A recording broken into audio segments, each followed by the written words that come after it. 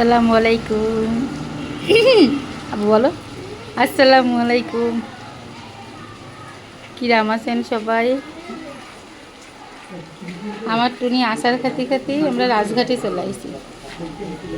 আসিলাম ডাক্তার দেখাতে, হোমিওপ্যাথি। ওই আইসলি হয়েছে গলায়, তাই সেই হোমিওপ্যাথি ডাক্তার দেখাতে এসে জাগায় বৃষ্টি। তাই যে আমরা যাত্রী ছাউনিতে এসে দাঁড়াইছি। আর এই যে স্কুল, প্রাইমারি এই স্কুলে আমি পড়েছি। আমরা 4 ভাই বোনই পড়েছি। এই যে টুনির আব্বা গরম সিঙ্গারা কিনেছি, গরম গরম সিঙ্গারা কিনেছি। সে যাত্রী ছাউনিতে বসে খাওয়া শুরু করে দিয়েছে।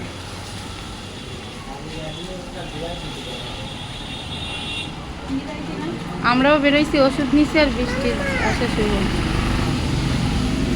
এই যে টুনি বলতেছে মাম্মা আমারে দেখাও, মাম্মা ওষুধ ফেলাস নেবে না। আমার বাড়ি যাব। এই মাঠে যে কত স্মৃতি, আমার কত স্মৃতি। এই স্কুল মাঠে, প্রাইমারি স্কুল, আমরা 4 ভাই বোনই পড়েছি। আর এখন আমাদের ছেলে পেলে বাচ্চা কাচ্চা পড়ে, মানে আমার ভাইয়ের মেয়েরা পড়ে, তারাও পড়েছে। আমি যদি কোনোভাবে রাজঘাটের বাসিন্দা হতাম, তাহলে আমার ছেলেও পড়তো, মেয়ে পড়তো, তাই তো? একটু নাচু নাচু করো। এই যে টুনির সারা পায়ে কাটাকাটির দাগ, এই যে। তারপর দেখি, এই যে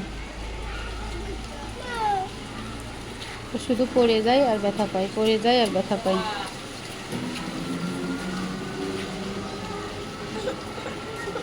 কি মা, ফেলে দাও, টিস্যু ময়লা ফেলে দাও। মুখ মতো আমরা না, আরো মানুষ ওয়েট করতেছে।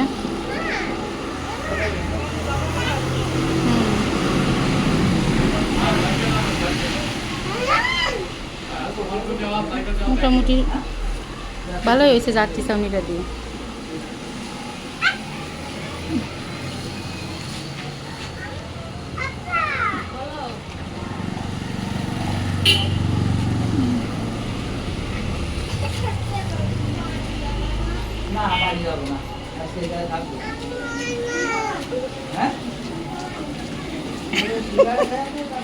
তুমি একটা খালি আনো।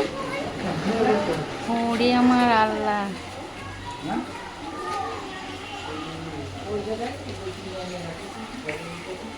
একটা খাইছে, ও খাতেই আছে। এই জন্য আমার কাছে তো সিঙ্গারার টুপলাটা হাতে নেছে, নিয়ে খাতেই আছে।